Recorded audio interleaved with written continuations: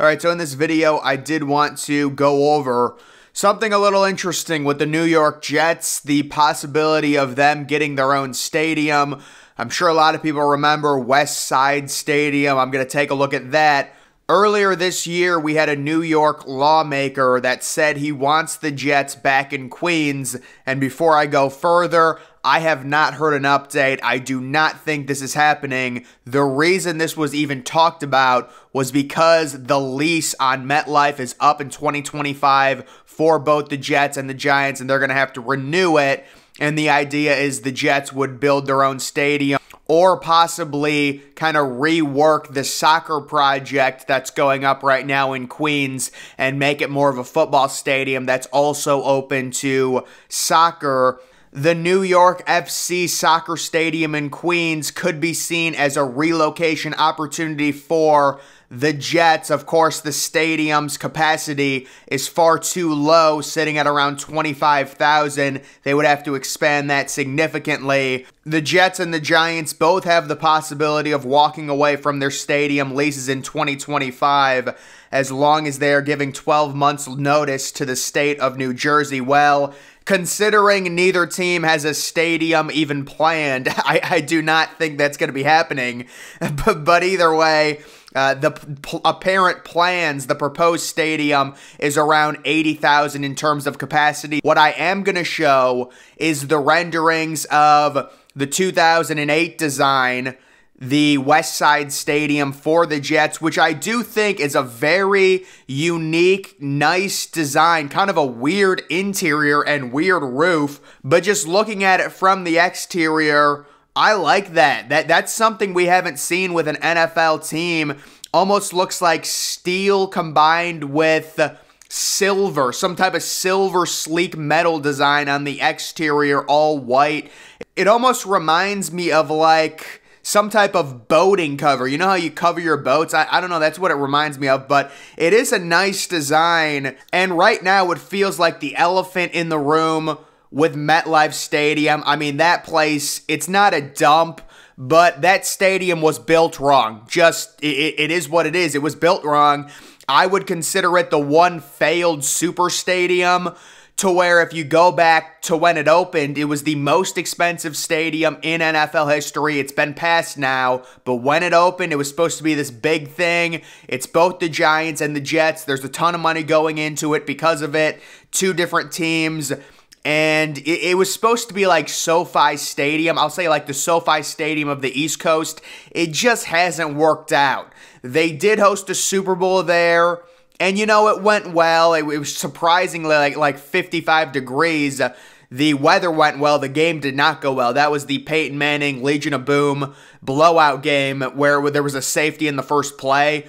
But this would have been really cool for the Jets. Anytime you have to share a stadium, it's really going to kill the atmosphere. You still get home field advantage, but the problem with MetLife is they have that seating design where it's like camouflage. And then, you know, obviously the bigger problem is it's fully enclosed. You can't do that with a stadium. You just cannot do that. And what I mean by that is the upper deck is going around the entire stadium. There's no relief there. Like, you can't look out at any of the buildings or anything like that. It just seems and feels really corporate. So it's the idea, would the Jets ever considering maybe signing just a 5-year lease or something like that, looking to get their own stadium and branch off? You know, maybe they consider something like that, just because MetLife at this point, I mean, it still has a ways to go in terms of its lifespan, opening in 2010. To me, it's going to quickly go down the list once some of these teams get new stadiums. I mean, we're seeing a boom right now with not only new stadiums, but also stadium rebuilds, remodels. The Browns, the Panthers, the Commanders, you know, all possibly either rebuilding or getting new stadiums. Jacksonville as well. The Bears.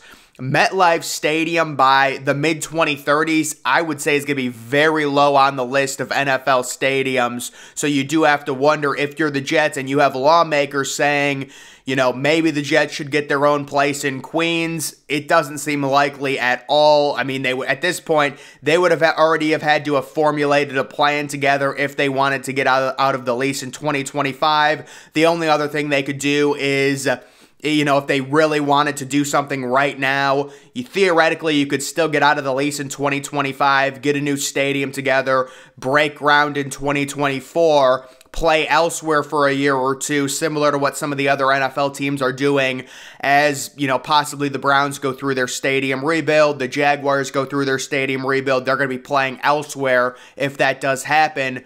Theoretically, you could do something like that, but it just all seems really unlikely right now. But if I was the Jets, you know, not that MetLife is a dump, but it definitely feels like it's not, you know, based on when it was built, it feels like a bit of a swing and a miss of a super stadium. You know, it was dubbed as this great big thing, and there is the rendering for the New York FC, the new soccer stadium that is going up in Queens.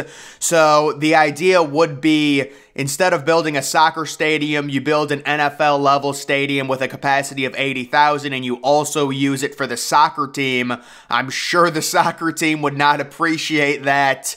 That completely changes the dynamic of it if you're talking about a team that's only going to draw 25,000. I believe there's a MLS team that plays in Foxborough, and it's disturbing to look at because the entire upper deck is just empty seats, and it's a terrible vibe. So, you know, if you're the soccer team, you want a stadium that is built specifically for soccer. That's why you want a lower capacity, but that is the whole idea of it. Those original murmurs came out around Thanksgiving last year, and then I saw another article in February, but I have not seen a follow-up on it. And considering we are well into 2023 with the lease coming up in 2025, and the fact that they would have to notify them 12 months prior if they wanted to get out of the lease or not renew it, you know, it just seems very unlikely. So the Jets and the Giants very likely continuing to play at MetLife Stadium, but I did want to show maybe an idea on what a Jets stadium could look like.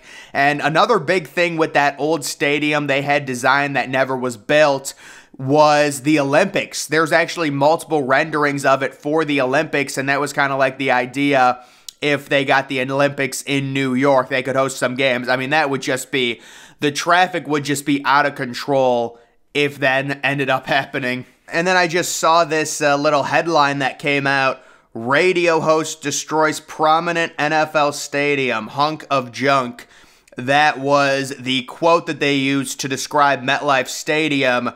And they were talking about it needing some type of renovation. I mean, if you were going to renovate MetLife, you would have to at least take out a minimum of, like, I would say 10,000 seats to the upper deck, because it's just fully enclosed. That's its fatal flaw. I mean, its other flaw, you can say, well, it's open. You know, is that a problem? A lot of people like dome stadiums, retractable roofs. Honestly, I mean, if you have two teams splitting the bill in some way on a new stadium, you should be able to afford a roof, or at least like a nice state-of-the-art retractable roof.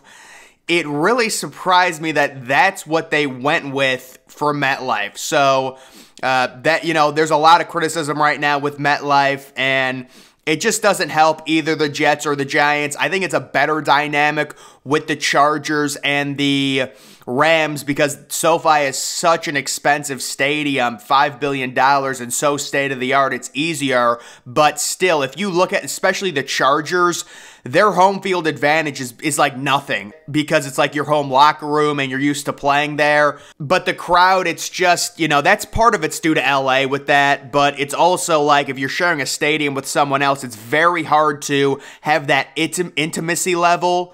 You know, if you both share the same home stadium, it's just tough. But either way, I do think the Jets will be staying at MetLife for the foreseeable future, mainly because this thing just opened in 2010. They're not going to leave it this quickly, but maybe they'll sign a shorter lease with the idea of leaving it. Again, theoretically, they might be able to if they played elsewhere for a little bit in 2026. I just don't see that happening. So either way, that's the current situation. And the Giants, you know, I haven't heard anything about them possibly leaving or anything like that. But that is going to do it for this video, guys. Make sure you're following me on Twitter. Link to that's always in the description.